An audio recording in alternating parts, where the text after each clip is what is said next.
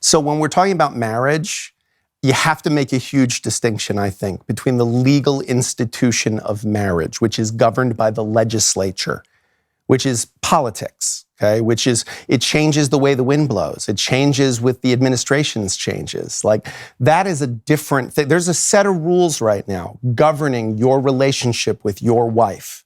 And in 5 years, it could be a completely different set of rules, but you signed up to take that ride, that wherever the legislature takes it, you're going along for that ride. That's weird. There's not a lot of things in our culture that are like that. Like when you get a driver's license, they couldn't say, well, by the way, we've changed the rules, and if you have a driver's license, every year that you have it, you now have to pay the following tax for it. Like you go, well, wait a minute, when I signed up for the driver's license, that wasn't a thing. Well, marriage, the rules of spousal maintenance, child support, the rules that govern fault versus no fault, the rules that govern equitable distribution of property, they are subject to massive change, usually tied to political circumstances. Like there's rulings that were just passed in New York that now change the domestic relations law to say that if you fail to provide gender-affirming care to your child, that this is by definition proof that you're not an appropriate custodial parent. Now that's changed with the judicial zeitgeist, right? But you've signed up when you legally marry for that. Now, look, you and I both, are people who have a Catholic background. So, I wouldn't identify as Catholic anymore necessarily, but I went to Catholic school my whole life. So when I talk about marriage, am I talking about the legal status of marriage, or am I talking about the sacrament of marriage? Because a lot of times when I hear people in the conservative space talking about marriage, they're talking about the religious institution of marriage. They're talking about the spiritual concept of marriage. They're talking about the commitment that marriage represents. But they're also talking about it from a religious perspective as a covenant from God. And so that's a very different thing to be talking about than the legal institution of marriage. Because I know a lot of conservatives who are rightly critical of the government and rightly critical of saying, I don't know who should make the rules, but it's definitely not the people who work at the DMV. It's definitely not Kamala Harris. It's definitely not Chuck Schumer. But I guess when I get people become nervous, and I think one of the reasons they don't want to get married in the first place is they worry that they'll be put in a situation where it could all go to hell, totally outside of their control, and they might end up married to some sort of like sociopath without knowing it.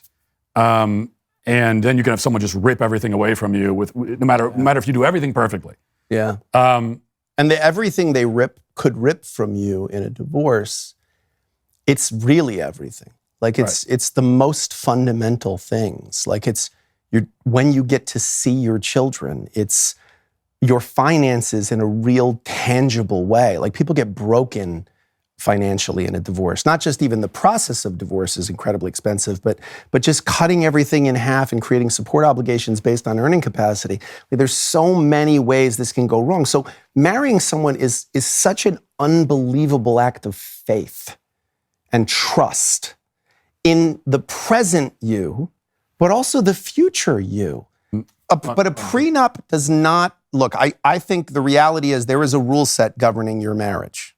There is. Whether you like it or not, there's a rule set that governs your marriage. And there are legal protections in place for you and for your wife and for your children.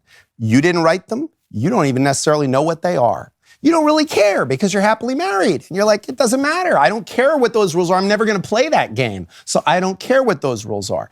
But look, the truth is the statistics for marriage are quite grim. And I don't think if you and your wife had agreed on a rule set at the beginning of the marriage, that it would have doomed your marriage. I don't think that you're staying married to your wife or she's staying married to you because it would be financially disadvantageous for the two of you to split up. I don't think it enters into your mind. And I actually think there's value in having your spouse know that, you know what, like you've built success and you built it alongside your wife in your marriage. Okay, if she left tomorrow, she'll be fine. The law protects her. She's going to get a whole bunch of lovely assets and, she's going to be able to have a good life. She's not leaving though. And that must feel good because that tells you that she's not leaving because she's not cashing out. She's staying. She's like, no, I'll stick with this guy, right? I mean, that to me is part of the value of something like a prenuptial agreement because what you're saying is, look, you shouldn't stay with me because you're afraid of getting divorced from me. You should stay with me because you want to be married to me. Your life is better because we're married to each other, and my life is better because we're married to each other. So I don't think that pretending that there is not a possibility that your spouse or partner could fail in or abandon their commitment to you, and having some rule set in place for if, God forbid, that happens. Like, I hope you don't ever die young, but I hope you have life insurance. You got 6 kids. Like, so you have it. And it's not committing yourself to the fact you're going to die soon or young or that you need, but you have it just in case. And I don't think that there's anything wrong with that, just in case. I don't think I don't act more reckless because I have life insurance.